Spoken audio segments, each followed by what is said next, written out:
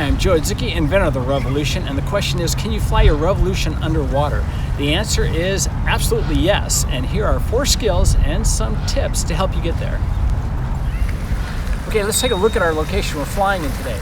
First of all, the wind is blowing this way, which is out onto the water, which is perfect. And you can tell by the direction of the boats, the current is moving in this direction, which is also in the same direction of the wind, which is helpful when the rev is underwater, because then we'll have that pressure of the current to help move it.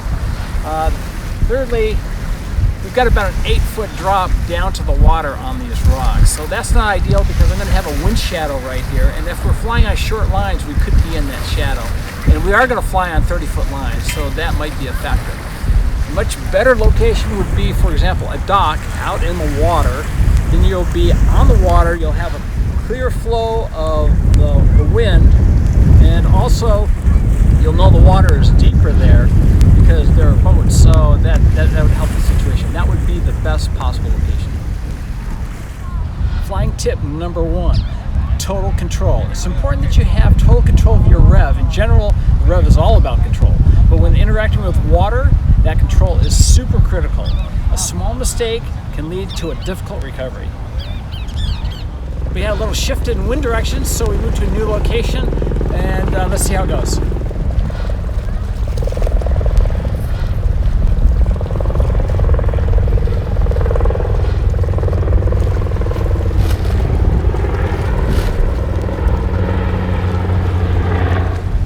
Skill number 1, tip landing. Just fly over the edge of the water, hover, tip land, come back out. The important thing here is this is your first experience, so don't get caught in the water. Just do a very light tip landing. It's also important to have some room to move back into in case you get caught and you need to get a big burst of energy, so make sure you have room to move back.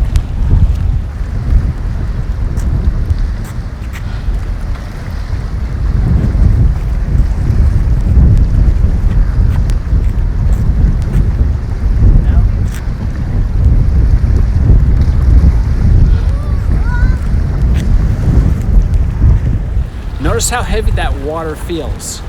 One time doesn't make you an expert, so repeat this skill many times to get a feel for it. Next, let's try a double tip landing. So this is going to lead to a standard launch, which is much more powerful. So as you leave the water, let's see if you can add a little splash for excitement. Remember, the water's heavy, so don't pull too hard.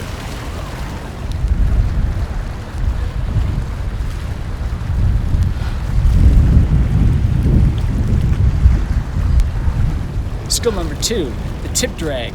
Go for short, slow tip drags. So your main concern is you don't want to catch a tip and drop your leading edge into the water.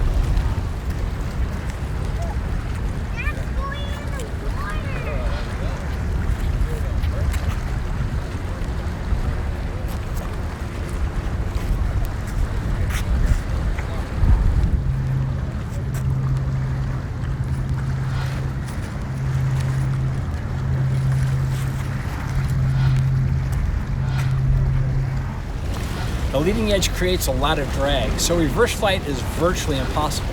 The best way to get out of a crash with the leading edge in is to actually slide up out of it rather than reverse launch out of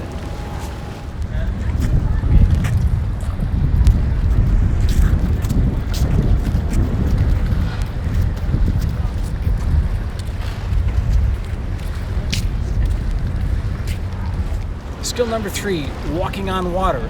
Alternate your tips one side to the other as you walk across the water.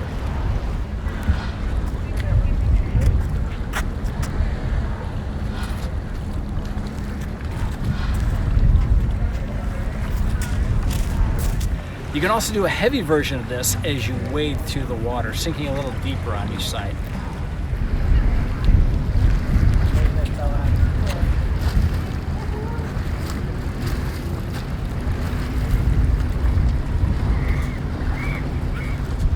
Tip number 4, submerge your rev.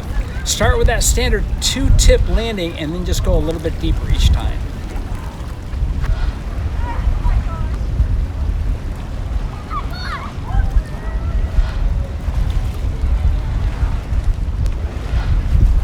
As you go deeper and deeper, you're shifting from flying in the air to flying underwater. So as it goes deeper, you're flying against that water pressure, so you want to just gradually fly your kite back up to the surface. So as you go down, reverse your kite down into the water. Then as you get deeper, turn it and gradually fly it back up. You have to have some patience. Then as it breaks that surface and the tips are just touching, explode it out for a launch.